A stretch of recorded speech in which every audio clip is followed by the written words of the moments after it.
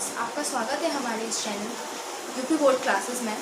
So guys, इस channel पर आपको सारी 12th क्लास की वीडियोस मिल जाएंगी, जिसमें कि आपके जो जितने भी सब्जेक्ट्स हैं यानी कि 5 सब्जेक्ट्स हैं उसकी आपको वीडियोस मिलेंगी इसमें, और जो कि आपके लिए बहुत ही ज़्यादा हेल्पफुल होंगी।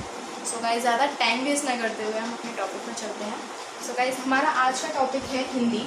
सो गाइस, हिंदी जो है, हिंदी 2 टाइप की होती है। एक होती है साहित्यिक हिंदी और एक होती है हमारी सामान्य हिंदी। तो जो साहित्यिक हिंदी होती है, साहित्यिक हिंदी जो आर्ट साइड लेते हैं बच्चे, उनके लिए यूज़ होती है साहित्यिक हिंदी। और सामान्य हिंदी जो बायो वगैरह लेते हैं, मतलब साइंस साइड जो लेते हैं बायो या मैथ, उनकी लिए होती है सामान्य हिंदी। सो गाइस, आज हम सामान्य हिंदी का सिलेबस पढ़ने वाले हैं। सो गाइस, जो सामान्य हिंदी में जो आते हैं, फर्स्ट टॉपिक जो हमारा होता है गद्य। गद्य से हमारे आते हैं प्रश्न उत्तर, यानी कि ये आपके आते हैं पाँच आपको करने होते हैं। ये आपके MCQ आते हैं, यानी कि टिक मार्क आते हैं। तो ये आपके 5 मार्क्स के आते हैं। सेम पद में से भी प्रश्न उत्तर आते हैं आपके 5 मार्क्स के, जो कि आपके टिक मार्क होते हैं। देन मतलब 5 क्वेश्चंस आते हैं और 5 क्वेश्चंस एक मार्क्स का होता है। आपको MCQ मिलने, मतलब MCQ लगाने होते हैं, टिक लगाने होते हैं। देन गद्यांश। गद्यांश में क्या होता है, आपका एक पैराग्राफ दे दिया जाएगा आपको, उसमें 2 मार्क्स के 5 क्वेश्चंस आएंगे। आपको एक गद्यांश लिखना होगा, उसका संदर्भ लिखना होगा, उसकी व्याख्या करनी होगी, और उसमें 3 क्वेश्चंस अलग से आएंगे। लेकिन ये जो 2 क्वेश्चंस होते हैं ना ऊपर वाले, ये हमेशा आते हैं।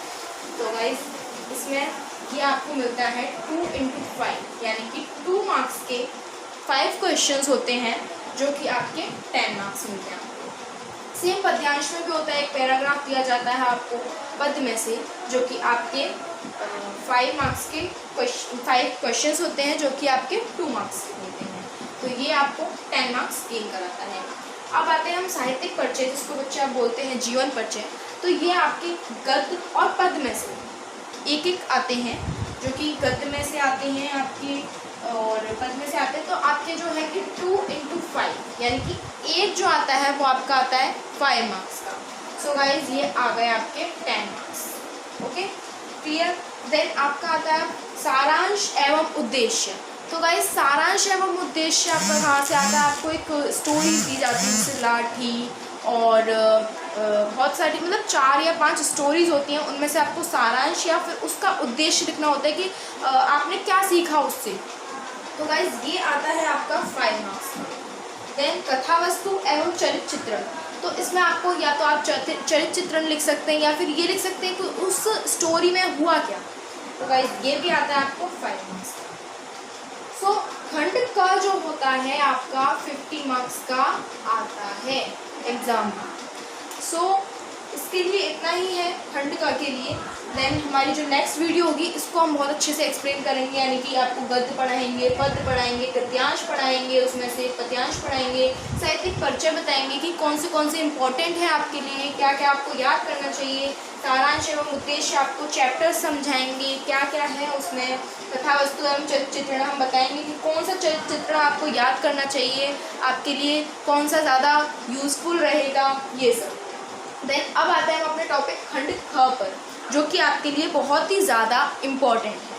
क्यों इम्पॉर्टेंट है? क्योंकि इसमें आती है आपकी संस्कृत, जो कि बच्चों को बिल्कुल समझ नहीं आती, लेकिन हम इस चैनल पर आपको बहुत अच्छे से संस्कृत समझाएंगे।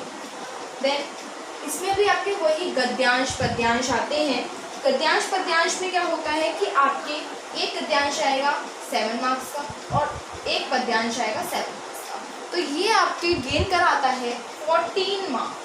कितने कराता है? 14 मार्क्स।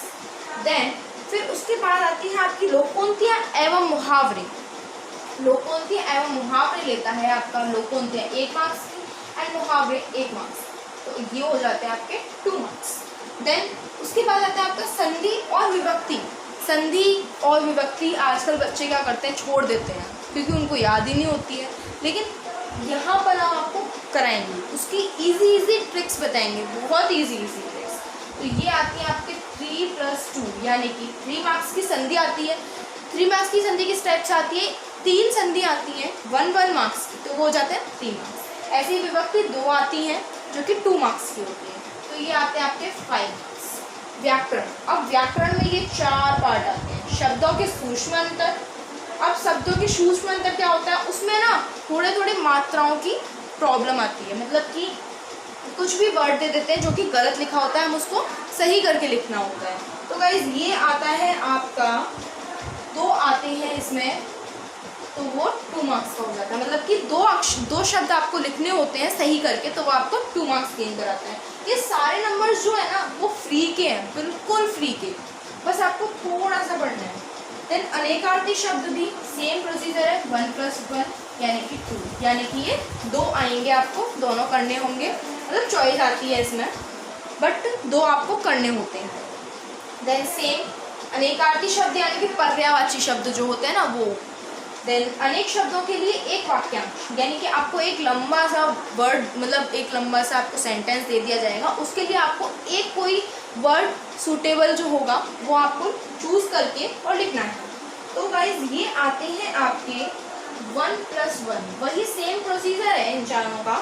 1 + 1 यानी कि 2 आएंगे, उनको 2 लिखना है आपको, तो वो 2 मार्क्स आपको मिल जाएंगे। वाक्यों में त्रुटि मार्जिन, यानी कि आपको जैसे ये था ना शब्दों में सूक्ष्म अंतर, उसी टाइप से ये आएंगे वाक्यों में त्रुटि मार्जिन, यानी कि आपको एक पूरा सेंटेंस दे दिया जाएगा और उस सेंटेंस को आपको सही करके लिखना है। Okay, clear.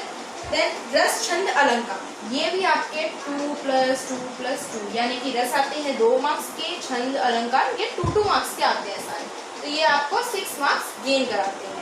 ओके, तो रस, छंद, अलंकार में क्या होता है ये तो आपको पता ही होगा, आप 9th क्लास से पढ़ते हुए आ रहे हैं, बट एक बार मैं फिर भी एक्सप्लेन कर देती हूँ। रस मतलब रस जो होते हैं वो 11 टाइप्स के होते हैं, और छंद, अलंकार ये सब जो होते हैं ना, इनमें आपको उदाहरण लिखना ज़रूरी होता है। आप डेफिनेशन लिख देंगे, उसका आपको 1 मार्क्स मिल जाएगा, लेकिन अगर आप उस पर उदाहरण और स्पष्टीकरण लिखेंगे ना, तो एग्जामिनर जो होता है ना उस पर एग्जामिनर पे अच्छा प्रभाव पड़ता है, जिससे कि आपको अच्छे मार्क्स देता है वो। सो गाइस ये 2 मार्क्स के होते हैं 6। देन पत्र लेखन, पत्र लेखन आपका आता है 6 मार्क्स का, और निबंध आता है आपका 9 मार्क्स का। सो गाइस आज की इस वीडियो में मैंने आपको पूरा सिलेबस बता दिया कि किस टाइप से आपका आता है यूपी बोर्ड में, 12th क्लास में यूपी बोर्ड किस टाइप से एग्ज़ाम में आपको मार्क्स मिलते हैं, आप किस टाइप से गेन कर सकते हैं मार्क्स। देन गाइज इस वीडियो में आपको मैंने ये सब तो बता दिया, लेकिन मैं आपको ये बताना चाहती हूँ कि अगर आप हमारे चैनल से जुड़े रहेंगे तो आपको बहुत ज़्यादा प्रॉफिट होगा। और गाइज इसमें आपको ज़्यादा ज़रूरत भी नहीं है आपको ज़्यादा टाइम देने की, मैक्सिमम बस 10 मिनट्स दीजिए, ओनली 10 मिनट्स की हम वीडियोस बनाएंगे, आपको बस 10 मिनट्स हमारे साथ देनी है और 10 मिनट्स आपको सेल्फ स्टडी करनी है। सो गाइज मैं आपको लिख के दे रही हूँ कि आपके 90+ मार्क्स तो आ ही जाएंगे हिंदी में, अगर आप हमारे साथ हिंदी पढ़ेंगे, और इंग्लिश, मतलब आप जितने, मतलब 5 सब्जेक्ट्स होते हैं, अगर आप 5 सब्जेक्ट्स हमारे साथ करेंगे तो आपके 90+ मार्क्स आएंगे ही आएंगे। So guys thank you so much, आपने इतना टाइम दिया, आपने अपना इतना कीमती वक्त दिया हमें, थैंक यू सो मच।